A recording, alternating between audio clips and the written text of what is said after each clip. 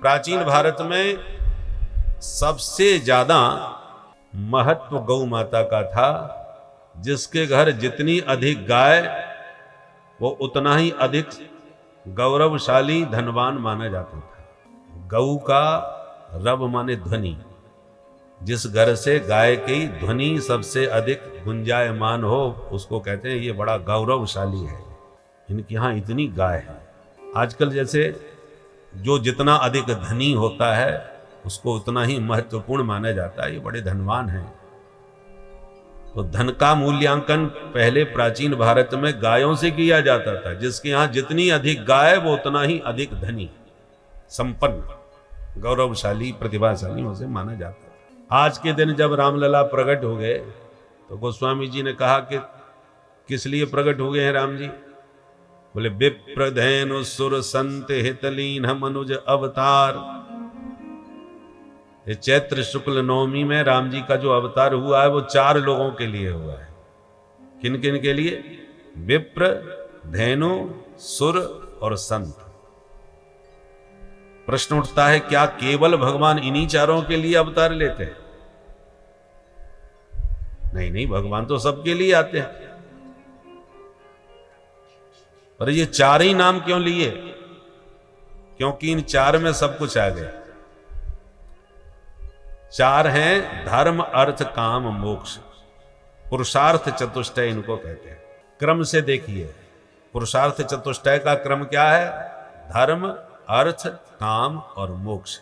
और इसी क्रम से विप्र, धैनु, सुर और संत, ये 4 क्रम से 4 के प्रतिनिधियों का नाम दिया। धर्म का प्रतिनिधि कौन होता है? विप्र।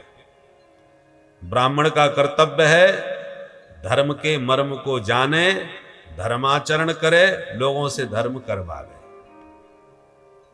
इसलिए विप्र धर्म का प्रतिनिधित्व करता है, इसलिए पहले नाम विप्र का लिया। दूसरा पुरुषार्थ क्या है?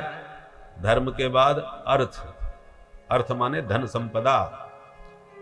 और दूसरे नंबर पर गोस्वामी जी ने नाम किसका लिया? गौ, विप्र, धैनु। इसका मतलब क्या हुआ? अर्थ का प्रतिनिधित्व गौ माता करती है। जिसके घर जितनी अधिक गाय वो उतना ही धनी माना जाता था।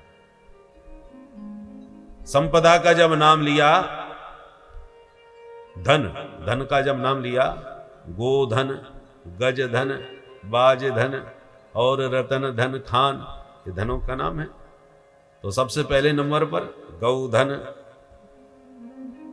माने धनों में सर्वश्रेष्ठ महत्व गौधन का माना जाता है। पहले जो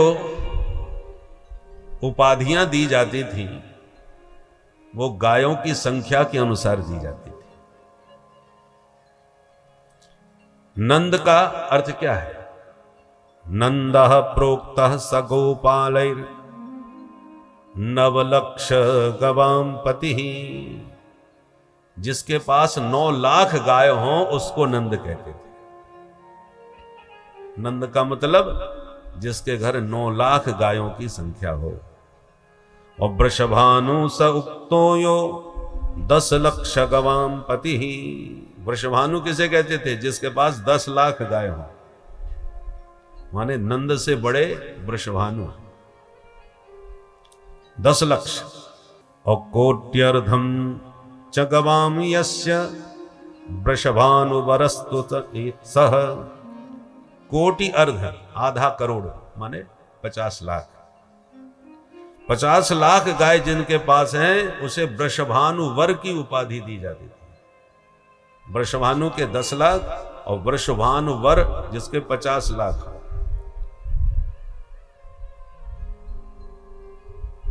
इस प्रकार से गर्ग संहिता के ये वचन हैं। और 1 करोड़ गाय जिसके पास हो उसको नंदराज की उपाधि दी जाती थी। नंदराज, ये गर्ग संहिता के वचन है। इसका मतलब क्या है? गायों की संख्या के अनुसार ये उपाधियां प्राप्त होती थी। किनके यहां इतनी गाय है। इसलिए ब्राह्मणों को उदार मना हो करके नंद बाबा ने आज 2 लाख गायों का दान दिया। धेनु नाम नियुते प्रादात। ब्राह्मण सब गदगद हो गए गौधन पा करके। बड़ा ही दिव्य नंद महोत्सव मन रहा था। सब झूम के नाच रहे थे, गा रहे थे कि अचानक नंद बाबा बोले, भाई एक भूल हो गई हमसे। क्यों, कहा बात है गई बाबा? ब्रजवासियों से नंद बाबा बोले, अब की बार हम इनकम टैक्स जमा करवा भूल गए भाई। बोलो राधे राधे। मार्च का महीना चल रहा है। बाबा नंद बोले, हम इनकम टैक्स जमा नहीं कर पाए, लाला के जन्म की खुशी में सब भूल गए।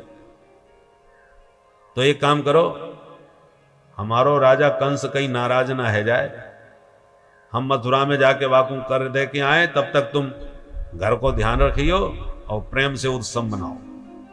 ब्रजवासी बोले, बाबा तू घर की चिंता छोड़, तू अपनो काम निपटा, ये उत्सव बंद ना हो व्यवहारो। ठीक है भैया।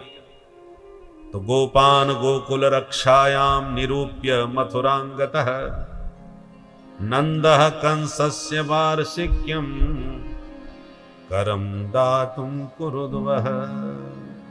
सुखदेव जी कहते हैं, कंसस्य वार्षिक करम दातुम नंदः मथुरांगतः।